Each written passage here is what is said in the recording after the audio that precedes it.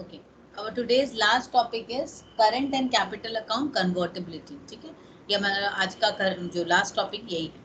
तो current and capital account convertibility उसको समझने के पहले first we need to understand the balance of payment. अभी बैलेंस ऑफ पेमेंट क्या है हमें पता है, we all know in our trade. जब हम ट्रेड करते हैं, जब हमारा जो इंटरनेशनल ट्रेड होता है, we all know that normally a country either export और इम्पोर्ट। कंट्री जो है वो एक्सपोर्ट और इम्पोर्ट दोनों चीजों में ही इंगेज होती है, राइट। तो उसके लिए we need to keep a record. हर कंट्री एक्सपोर्ट और इम्पोर्ट दोनों ही कर रही है। बाय वे ऑफ इम्पोर्ट और export they are exchanging the goods और सर्विसेज विथ मनी और foreign exchange, right.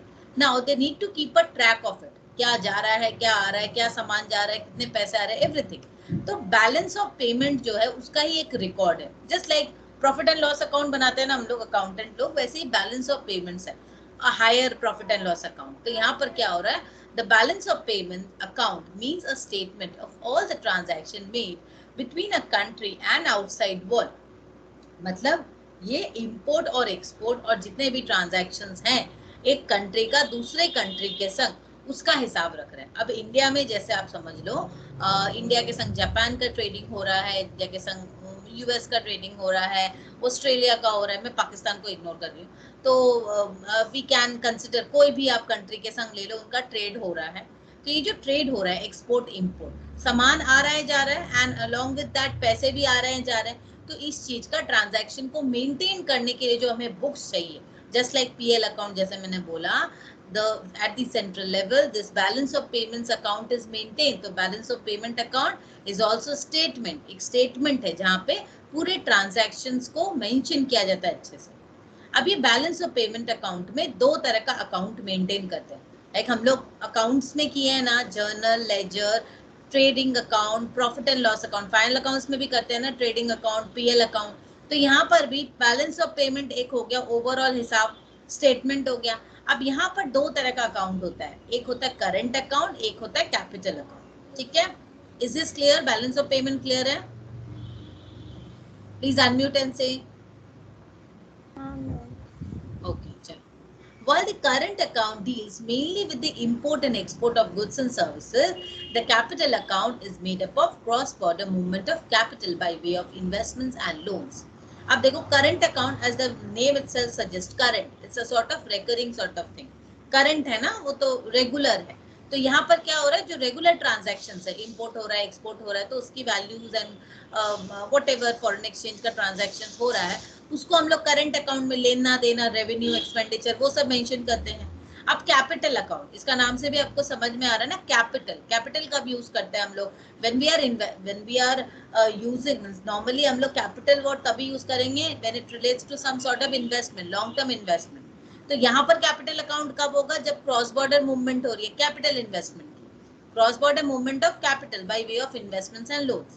Like India में मेक इन इंडिया का प्रोजेक्ट है, मोदी जी ने इसको कैपिटलाइज किया, मेक इन इंडिया प्रोजेक्ट। तो मेक इन इंडिया में क्या होगा, नॉर्मली आप बाहर से आओ, अपने कैपिटल को लेकर आओ, यहाँ पे प्लान सेटअप करो, you do everything here.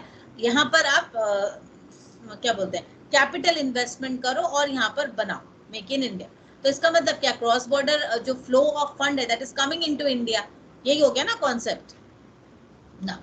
Current account and capital account convertibility, तो मेन टॉपिक जो है अब हम लोग इसमें आ जाते हैं, current account and capital account. I hope it is clear to you. अब हम लोग आते हैं इसकी कन्वर्टेबिलिटी के ऊपर। Current account convertibility refers to the freedom to convert your rupee into other internationally accepted currencies and vice versa without any restriction whenever you make payments। Current account convertibility मतलब क्या हो गया कि आप अपने रुपए को आसानी से किसी भी करेंसी में चेंज कर सको। करंट अकाउंट कन्वर्टेबिलिटी इसको बोलते हैं। मेरे पास पैसा क्या है, रुपए के वैल्यू में, मेरा जो यूनिट क्या है, हमारा पैसे का जो करेंसी क्या है, रुपया। अब रुपीस को मुझे डॉलर में कन्वर्ट करना है, तो ये मैं आसानी से कन्वर्ट कर सकूं, इसको बोलते हैं current account convertibility. Current account convertibility, I'm again reading this. Current account convertibility refers to the freedom to convert your rupee into other internationally accepted currency। अब मैं रुपए को डॉलर में कन्वर्ट कर रही हूँ या रुपए को पाउंड में कन्वर्ट कर रही हूँ, without any restriction whenever you make payment. हम लोग ये आसानी से कर भी सकते हैं ना, वेस्टर्न यूनियन जाते हैं और पैसे को आसानी से कन्वर्ट कर लेते हैं. This is current account convertibility. ठीक है. Now let's move to the capital account convertibility. What is capital account convertibility?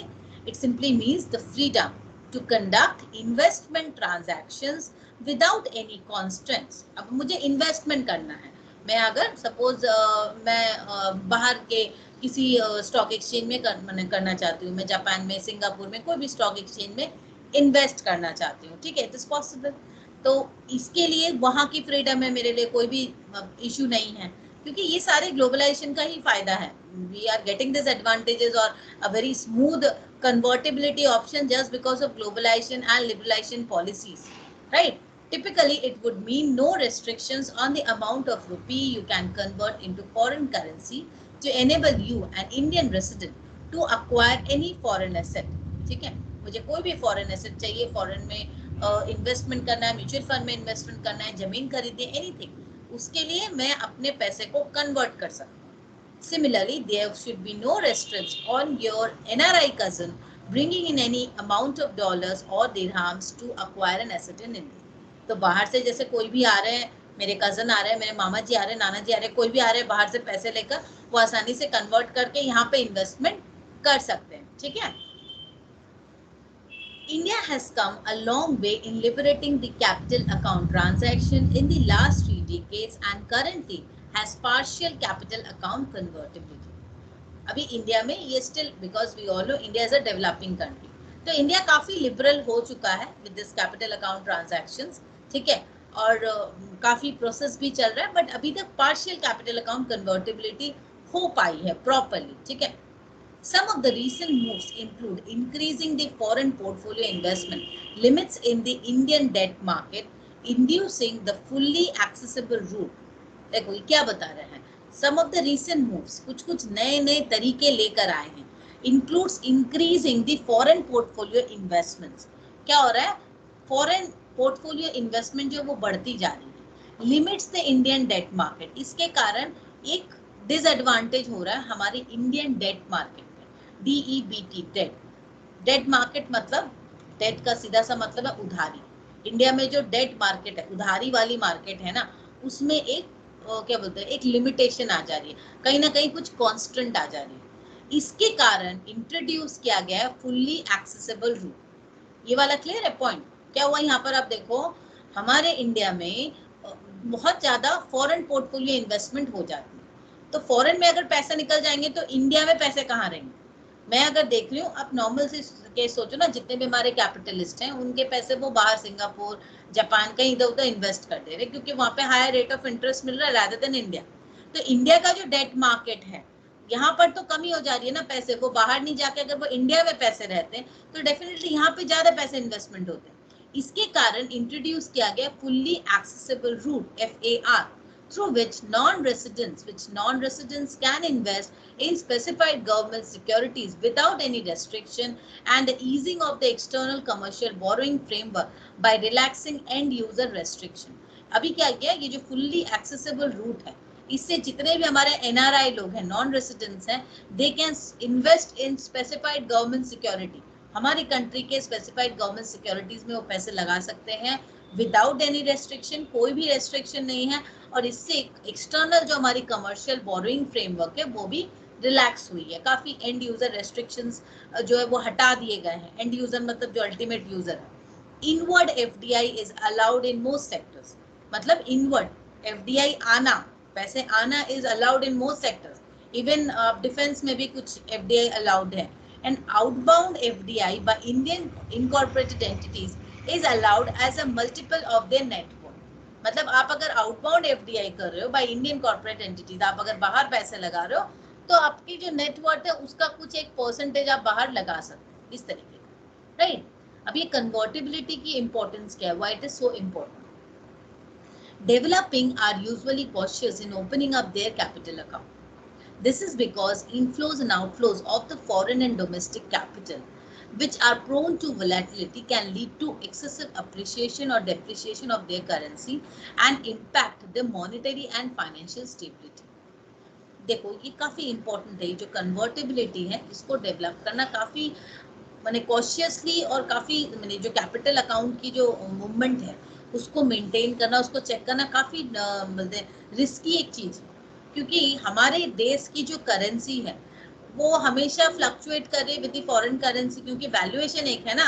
जैसे let us take an example, $1 की मुझे अगर 70 रुपीज देने पड़े या 60 रुपीज देने पड़े, इसका कोई गारंटी नहीं है कल वो 70 का 75 भी देना पड़ सकता है या मुझे 65 भी देना हो सकता है।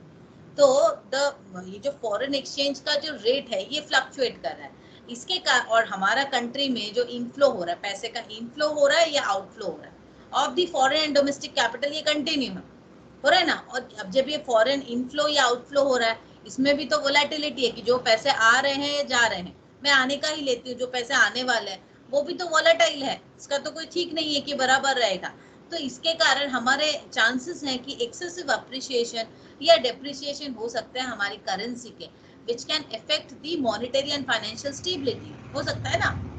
India's prudence in opening up its capital account was lauded after the currency crisis in Eastern Asian countries in 1997 exposed the problems arising from the potent combination of high current account imbalances, dependence on short-term capital flows, and the whimsical nature of these flows.